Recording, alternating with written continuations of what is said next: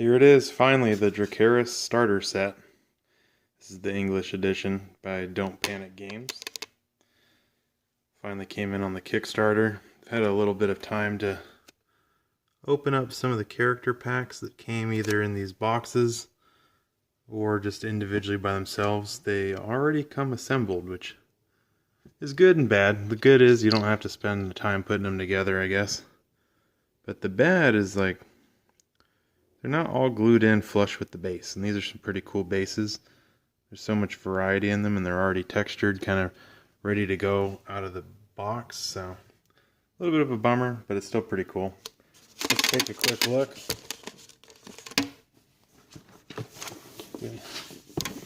Look on the back. They've got nice decorated art, and over that, depending on what country it's going to, I suppose, they've got an overlay that tells you the contents within the box. So quite a bit seems to be included. Hoping that it's got everything in it, all the bonus models from the Kickstarter, because so far the additional troop contents don't seem to have made it my way. So let's go ahead and lift the lid off here. This is a real thick quality box. Not that a lot of people are going to care, but I mean, that's reinforced. It's got some texture on the outside. Some of the things you can tell, they really didn't spare expenses on, and really produce something that's really top quality. So I can already feel that this game mat, shouldn't maybe be two of them. There might not. Okay. Not what you'd expect. It's thick, in a good way. So it's got what I think would be, it's not a board game, not a game board, but it's got a lot of utility, I guess. You know, I could see this lasting a while.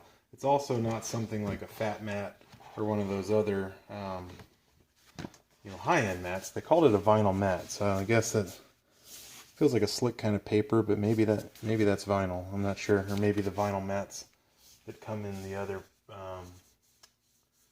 content pack are somehow different than this one, but very, very hefty. And then, unlike the other models that seem to come in painted in this, or this type of regular resin plastic, and I don't know about you guys, I kind of despise this material as a modeler, first and foremost, and I guess as a gamer I'm not really partial to one or the other, but one of the reasons I really dislike this versus like the hard plastics of GW is just, if there's anything ever thin, it just never gets delivered as advertised. It's all warped and bent, and the same thing kind of happened with all the little characters, and no one's got time to go through all that stuff and correct it. Especially since they're already put together, it kind of makes it harder to do that. But in terms of the quality of the sculpting, definitely on par with Privateer Press. So that's a good thing, right? But I don't think that they quite live up to the hype so far, at least. And these are the elementals. There's fire, earth, air, and water. Alright, now into the game content itself. Everybody having little lance weapons and stuff, like, please don't let me down. Please don't have weapons bent to hell, or this thing will end up in the trash so fast. But here's the Minotaurs, big hefty guys. A little bit warped. Let's take a look.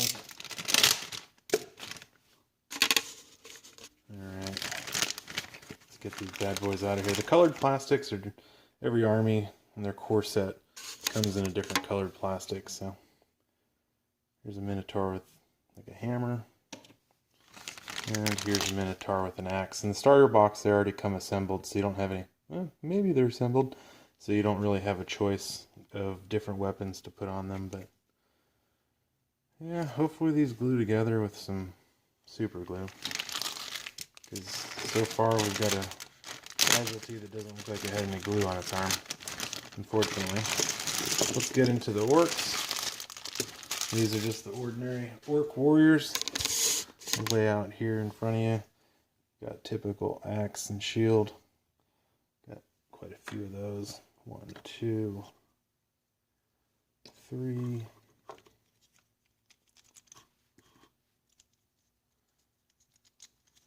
Oh, this is fun. It's like a puzzle.